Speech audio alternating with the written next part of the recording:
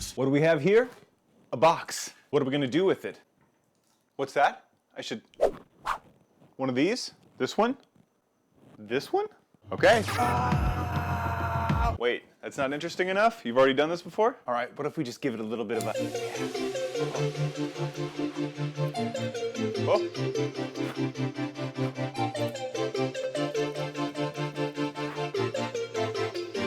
Oh.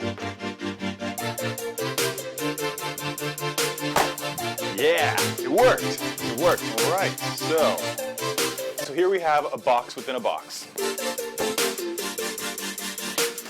That's right, none other than the little brother of the CR-10 over there. We have the CR-10 Mini.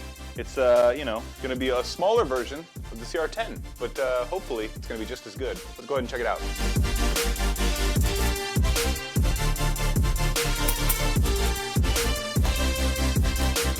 Okay, now that we have one more box to open, we're going to do it the old-fashioned way with flame again. And the easiest way to do this is, of course, to hit your flame up on there, make sure it gets the whole box, and you know, you just want to be furious with your hand. Okay, that's just it works. Tape ignites, so you just want to, like I said, you get it going just a little bit here, and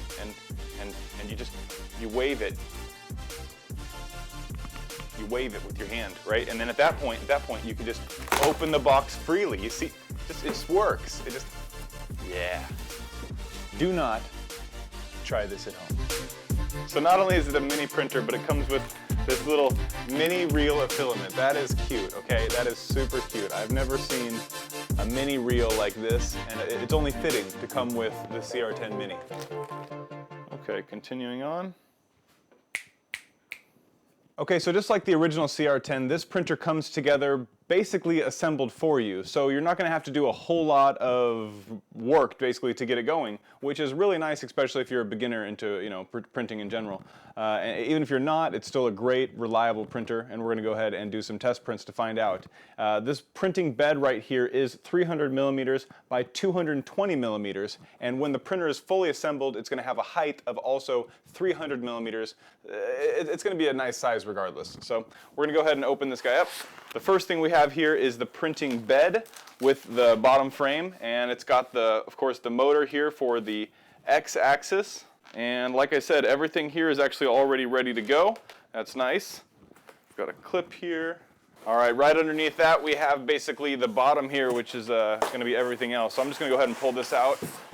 Okay, and just to finish up the contents, we have here another box, and we also have the power supply, which is going to be connected to all of your extra cables, which is going to hook up to the printer. Those are actually very easy to figure out, especially because I can assume, yep, they do have everything labeled X, Y, Z, so you know where it's all going to plug in. Not only that, but the next thing we have here is the frame of the actual printer itself. All right. So the frame of the printer comes pre-assembled with everything that you need. The nozzle is already put onto it. The extruder is put onto it. The Y motor, or I'm sorry, the Y and the Z motor are both also put onto it. Just like the original CR-10, it only has one Z lead access rod. So you're, you know, with the size of this thing, I really don't think that you need two. So it's not that big of a deal. All right, so we're going to carefully lay this guy down. So usually when you're putting together a 3D printer, you need some kind of a hardware box. Because we want to be as safe as possible, we're just going to open this box like we have been, you know.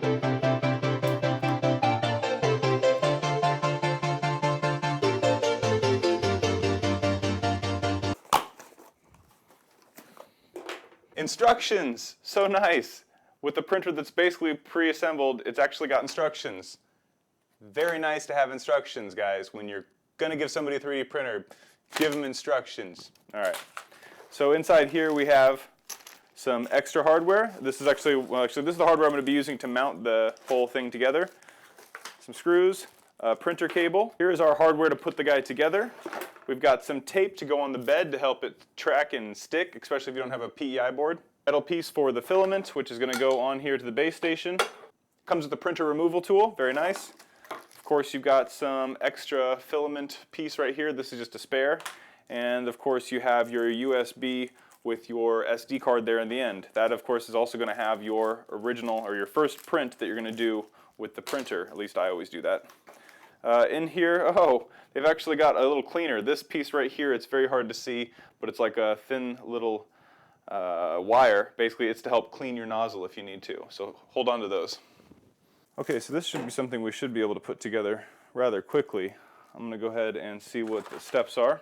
Okay, so first things first, I'm going to open up the hardware, and I'm going to go ahead and put this guy where it's supposed to go. Nice and easy. Now that we've got that taken care of, we can move on to the more important things, such as step one. Step one says lock the coupling screw. Lock the coupling screw. Interesting. All right, so first I need to there's 2 lead screws right here on the Z-rod. I'll go ahead and zoom up on those. So you can see these 2 lead screws that are right here on the Z-rod on each of these spots. One there, one right over here. You need to make sure and tighten those, because otherwise this Z-rod's going to spin without any actual tension. That's not tightened automatically. Alright, so once you have the printer actually set up like this, you can see there's actually a spot for the screws to go in right here on the bottom. So I can very easily just find out where this is supposed to go right on top, right here. At this moment it is too low for it, so I need to move this guy up.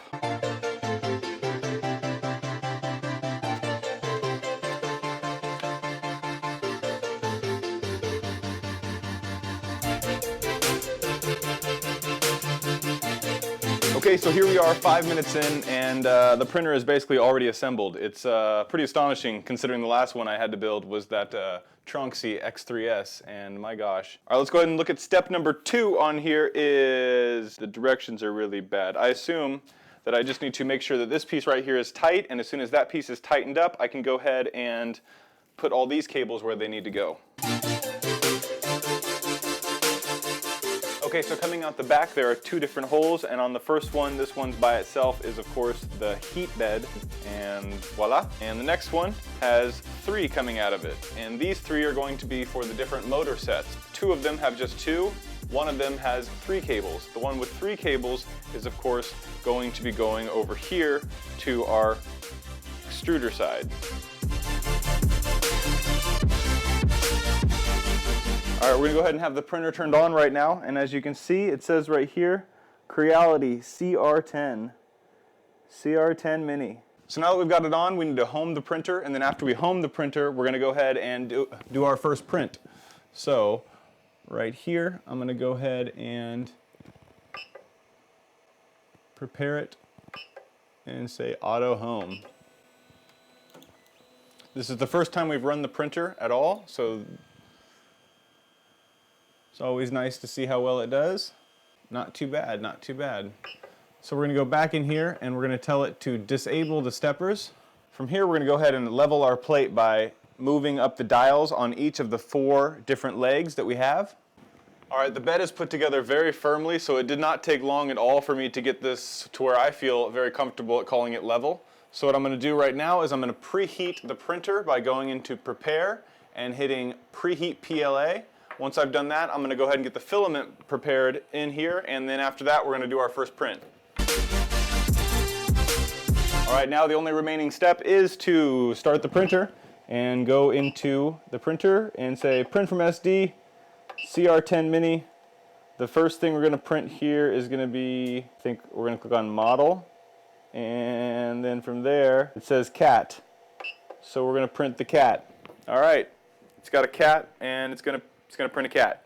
Okay, so that is it for the CR-10 Mini. This thing right here is a beautiful printer, and of course it has a lot of the same quality and traits of the original CR-10 that's right here behind me. If you saw the video I did right here, we had a lot of upgrades and different things we did with this. I plan on doing a lot of the very same upgrades with this printer as well, including the lights, as always, a Raspberry Pi to make it wireless, using Octopi and Printoid to use it on my phone and desktop.